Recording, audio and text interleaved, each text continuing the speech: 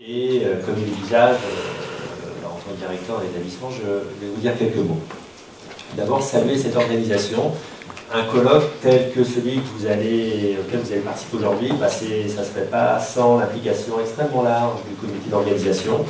Il y a d'abord une idée, on y reviendra, mais il y a aussi beaucoup de travail pour faire que cette demi-journée puisse se concrétiser.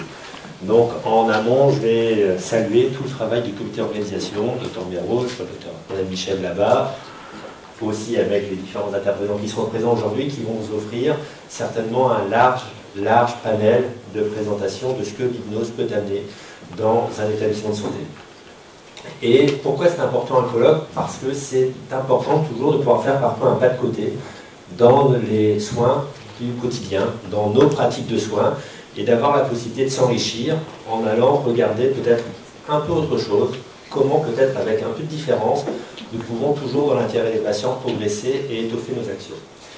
C'est important aussi un colloque parce que ça démontre finalement la capacité à s'organiser en amont, je l'ai dit, à fédérer, à se structurer et à faire qu'il y ait le plaisir de démontrer finalement des actions remarquables. Parce que ce qui se passe dans un établissement, lorsqu'on va chercher des nouvelles techniques et lorsqu'on les réussit, lorsqu'on les concrétise, lorsque chacun vient amener une patte un petit peu différente sur des soins, c'est faire progresser les prises en charge en santé. Et en ça, moi, je salue sur la dimension un petit peu étymologique du terme remarquable, c'est à saluer et c'est à mettre en avant. L'autre élément, bien sûr, c'est, et vous le verrez, vous l'avez repéré déjà à travers le programme, c'est que c'est une grande variété des professionnels de l'établissement qui sont concernés. C'est une grande variété de prise en charge, et c'est finalement se dire que ce type de prise en charge, ça peut concerner un très large public, un très large de compétences médicales, paramédicales. Entre les deux, il y a des sages-femmes qui sont, vous le savez, compétences médicales, mais c'est très large. Et cette dimension, elle est aussi importante, et je vais revenir sur le terme du colloque, c'est l'hypnose dans les soins dans le territoire du Beauvaisis. D'abord, c'est bien se positionner sur une présentation, une proposition à l'échelle d'un territoire. Voilà. Ce n'est pas l'hôpital qui parle à l'hôpital, c'est l'hôpital qui parle au territoire. C'est ce qu'on va vous présenter aujourd'hui. C'est le soin parce que ça s'inscrit réellement dans une dimension de prise en charge, de soins. C'est pas ailleurs, c'est dans l'hôpital, c'est avec des professionnels que vous êtes, des professionnels de santé, et je pense que c'est important. Et c'est aussi l'hypnose, bien sûr, alors d'autres en parleront bien mieux que moi, et je vais m'effacer en la matière, mais je vais juste indiquer que c'est un travail intéressant parce que c'est travailler sur l'état d'esprit du patient, sur l'état d'esprit de ceux que l'on prend en charge, et ça veut dire que l'on est très attentif aux patients. Cette dimension-là, pour moi, elle est importante à valoriser.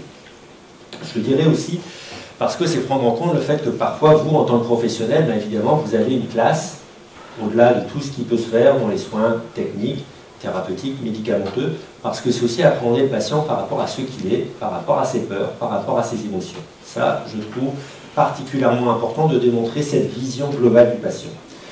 Et je vais aussi insister sur un des éléments qui a été mis en avant dans les éléments de présentation et conclure là-dessus du congrès, du colloque, c'est la dimension de communication positive.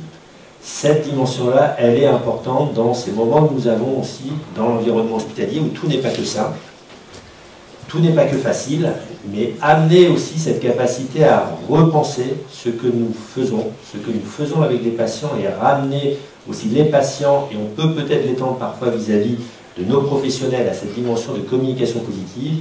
Je pense que c'est particulièrement précieux dans ces moments que nous traversons à l'hôpital.